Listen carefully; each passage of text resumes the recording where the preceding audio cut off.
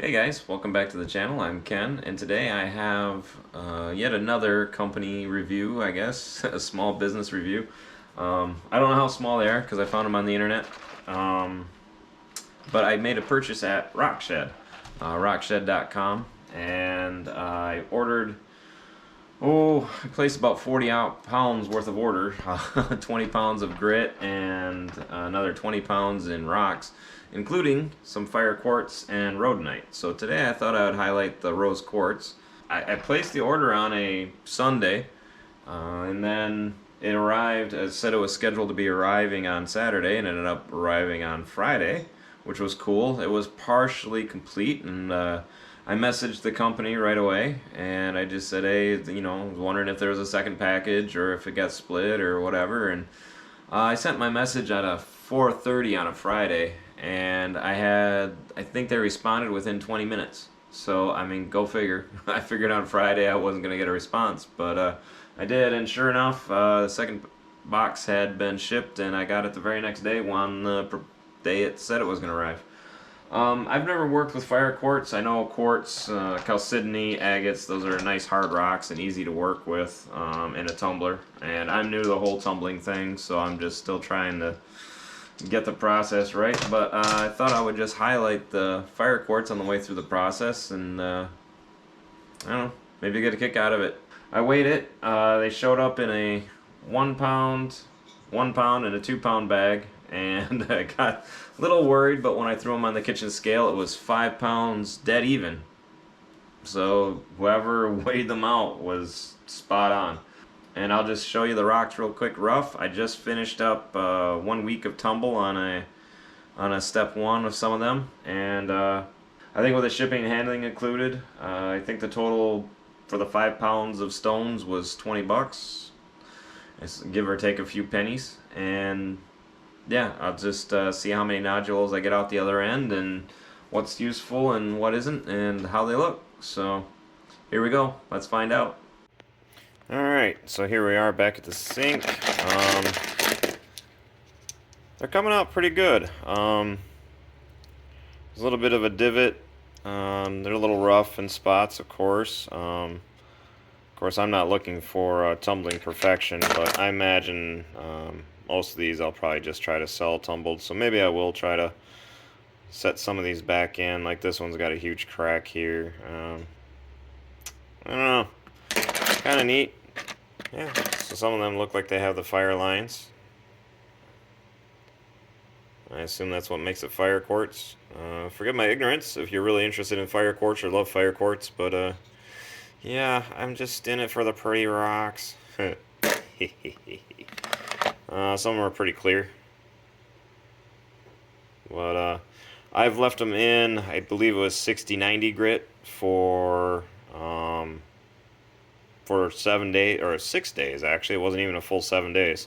And already you can see how much they've rounded down. I'll go grab another nodule and you can see just how much side by side they've rounded down. So here's a rough, and here's one that's been tumbling for 6 days.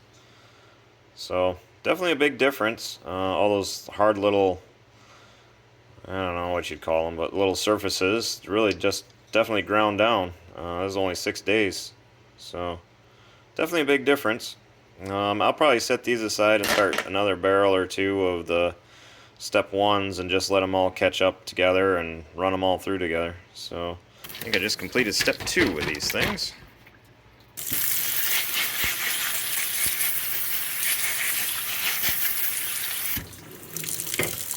see, so after step 2, not bad. Smooth, no edges, all that roughness that was on them is gone. And they're looking pretty good. I mean, these are, I think I ran these second time through step 2. These are a second time for these ones. I think this one might have come off the saw because it has a really flat side to it. But yeah, I think they're definitely ready for step 3. A little bit of a hole there, but I'm not after perfection. There's little dents here, but yeah, time to move on, and I'll get a nice close up here.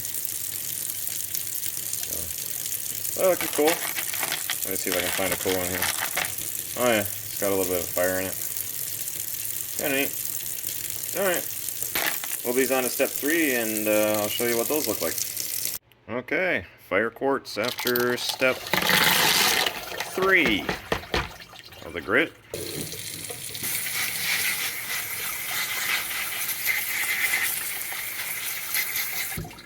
Yeah, I don't have a tripod system set up yet over the sink or whatever for rinsing these off, but yeah, post step 3 much smoother than step 2. There's a few dents. I mean, if I was a tumbling purist, I'd be concerned about that, but I'm not. I don't care.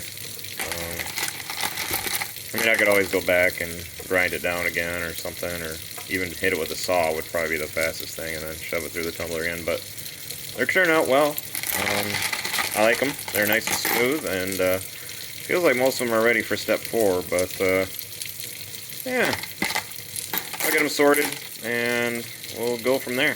All right, so here's the last stage of the fire quartz, step 4. I've had a stage of these done before, but I was slow to post them or show them because I didn't like the way they turned out. So let's see how these look.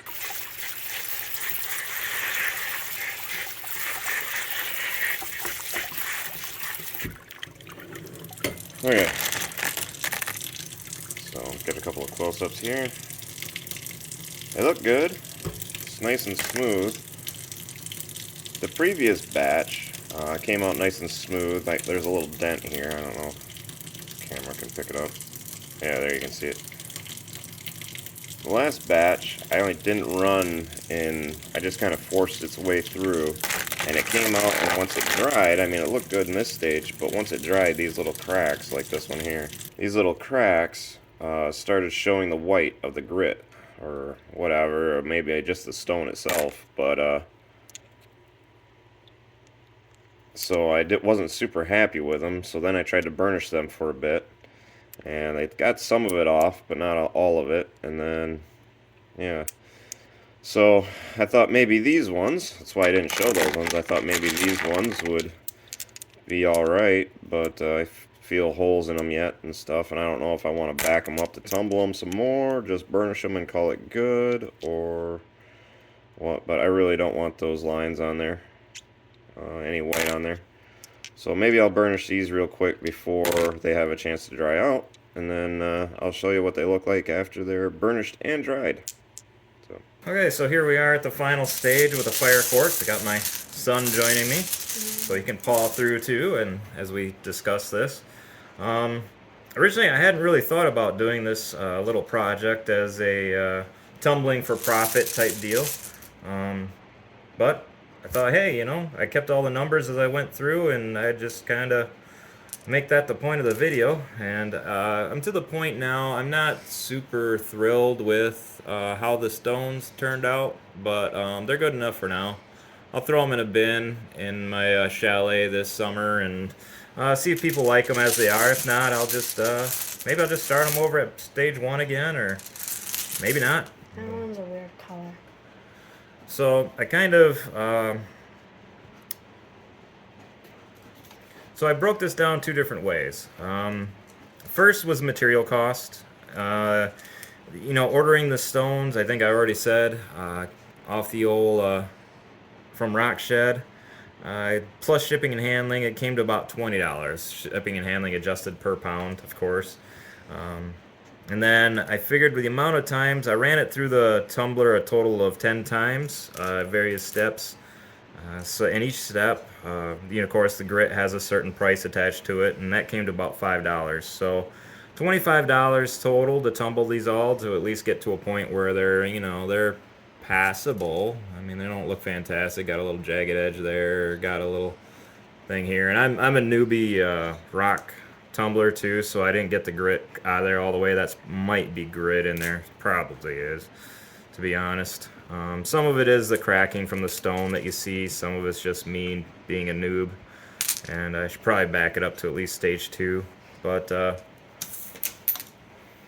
anyway, the total cost, because I came out with 103 stones, I think, by the end, and One nodule I did set aside in the beginning to be cabbed up, and I thought the cab was quite sizable and produced some pretty good sized cabs, but I was a little mistaken. And the one stone, as you can see, it fractured a little bit as I went, so they kept getting a little smaller as I went.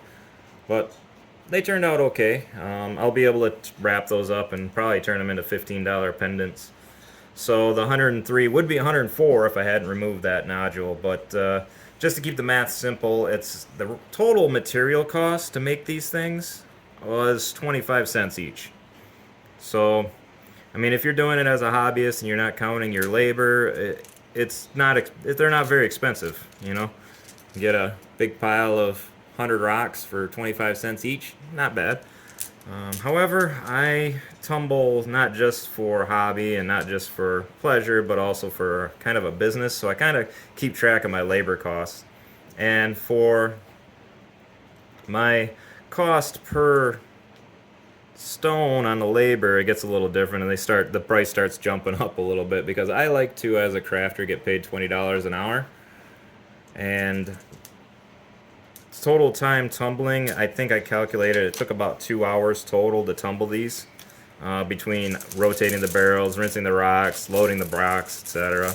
Took about 2 hours, and then if I calculate in the time it'll take to wrap these, that's another half hour at least to wrap those two guys, cutting the cabochons. But that becomes a whole different thing. That's that's more of a jewelry aspect, and this is a rock tumbling video. So if you calculate in the time it took to do these at $20 an hour, that price goes up another 35 cents, so it actually jumps up to 60 cents a stone.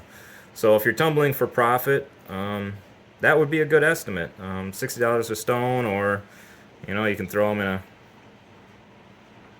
in a batch for I don't know, whatever you want to do. I usually throw a discount on my stones if somebody buys more than one, just to kind of encourage them to throw out another buck or two. But yeah, so there you go. That's how it turned out. 60 cents a stone if you include the labor, 25 if you don't. And I hope you liked the video, and we will catch you on the next one. Bye.